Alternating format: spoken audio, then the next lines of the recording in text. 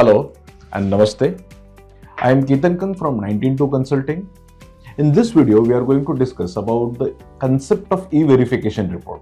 So e-verification report is a report which is being filed by the company's nodal officer with the Investor Education and Protection Fund Authority. When an investor files the claim in prescribed from IEPF-5, the investor within 30 days has to send all the set of physical documents to the company. Now, these documents are to be signed by the investor. Every page of the physical paper has to be signed by the investor before sending it to the company. Now, if you see to it, a typical triangular kind of thing comes up. So the three corners of this triangle are the Investor Education and Protection Fund Authority, and the company.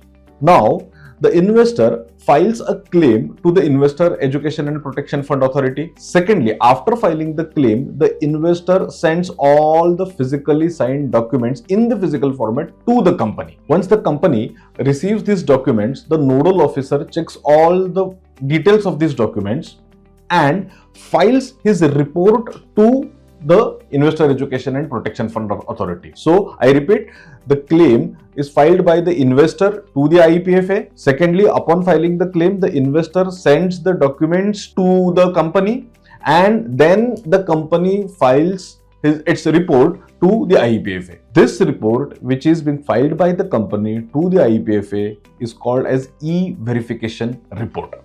Now, e-verification report is the report which states that whether the company has recommended to the IEPFA that the claim should be approved or rejected from its side. Now, the details of e-verification report contains the number of shares that are being claimed, the actual amount of dividend that is to be credited or recredited to the investor's account, and the PAN, Aadhaar, the DPID number or the Demat account number to which the shares are to be credited. All these details are contained in the e-verification report that is being filed by the company to the IEPFA. This is around 8 to 10 pages of report which is digitally signed by the nodal officer of the company.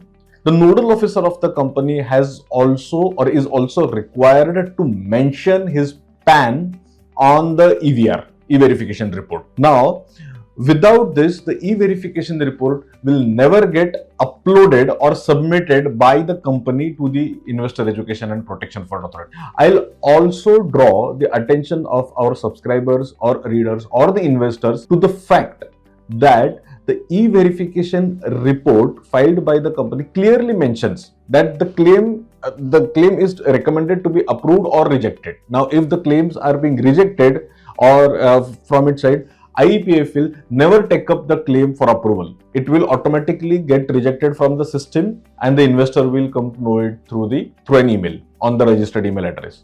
And if it's being approved, then IEPFA will separately run a check on it whether there are any discrepancies on its side, on the IEPFA side, whether there are any discrepancies in the claim, and then the claim will get approved and the shares will get credited. So, the approval of this e-verification report is a milestone in the entire reclaiming assignment that the investors have to achieve.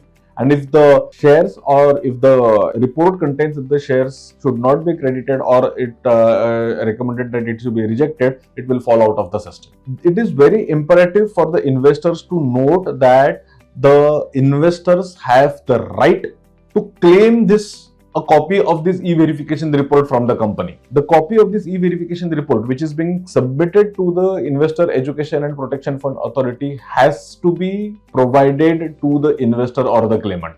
The company cannot say that it is the prerogative of the company and the nodal officer.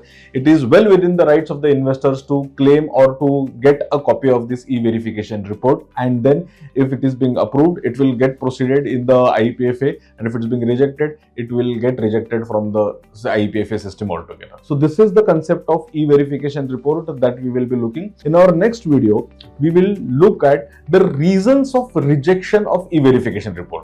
Till then, should you have any questions regarding the concept of e-verification report, you are requested to reach out to us. You can reach out to us by marking your comments in the comment section of this video, or you can also write an email to us on info@192.in. We will be all the more happy to help. Till then, thanks a lot.